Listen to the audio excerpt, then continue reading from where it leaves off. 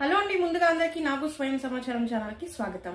ఈ రోజు మన మనీ మంత్ర విషయంలో ఏ విషయం గురించి అయితే చర్చించబోతున్నాను అంటే మనం ఇక్కడ డబ్బు అప్పుగా కాకుండా దేనికైనా ఇన్వెస్ట్ చేయడం, లేదా ఇలా నమ్మేసి నీకు ఈ రోజు ఇస్తాను రేపు ఇస్తాను నీకు లాభం తెప్పించిస్తాను అని, లేదా వాళ్ళ కష్టాల్లో ఉండాలని మీరు ఇవ్వటం, ఇది అప్పుగా కాకుండా మీరు దానికి ఇన్వెస్ట్ చేసి ఉంటారనుకోండి, అది మీకు లాస్ని తెచ్చిపెట్టి ఉంటుంది.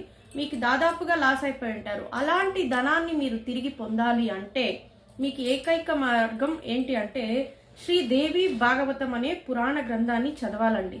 శ్రీదేవి భాగవత పురాణ గ్రంథాన్ని చదివితే దేవి కృప, తాయి లక్ష్మీ కృప మీకు మంచిగా కలిగి మీరు లాస్ చేసుకున్న ధనాన్ని తిరిగి, అంటే ఆ వైభవాన్ని తిరిగి తెచ్చే వంటి శక్తి తాయికి ఉంటుంది కాబట్టి, లక్ష్మీదేవికి ఉంటుంది కాబట్టి ఈ బుక్ నైతే చదివితే మీరు పోగొట్టుకున్న ధనాన్ని, పోగొట్టుకున్న వైభవాన్ని